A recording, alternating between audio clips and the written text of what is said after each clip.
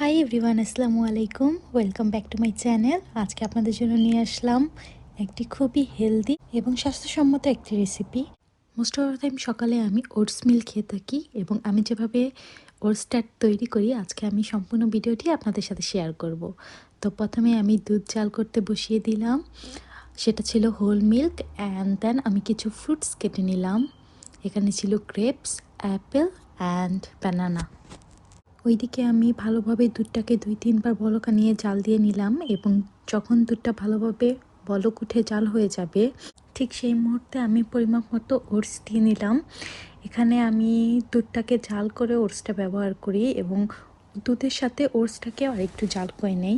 But আপনাদের কাছে যদি ইনাফ টাইম থাকে আপনারা দুধটা জাল দিয়ে সেই গরম দুধে ওটস ভিজিয়ে হোল নাইট রেখে দিবেন, তাহলে ওটসের সকল গুণাগুণ সেখানে ভালোভাবে যাবে। তো আমার কাছে বেশি সময় ছিল না, তার জন্য আমি ওটসটাকে সাথে সাথেই জাল করে নেই এবং তারপর সব ফ্রুটস ওটসের সাথে ভালোভাবে মিক্স করে নেই এবং যখন ফ্রুটসটা মিক্স করা হয়ে যায় তার উপর আমি 1 চামচের মতো মধু দিয়ে দেই এবং আমার ওটস মিলটাকে আরও হেলদি বানানোর জন্য আমার কাছে মিক্স ফ্লেক্স থাকে, যেটা আমি প্রায় ওটসের উপর ছড়িয়ে দেন ওটসটাকে ঠান্ডা ঠান্ডা খেয়ে ফেলি। Thank you so much for watching my videos. You on next video. Take care, bye by.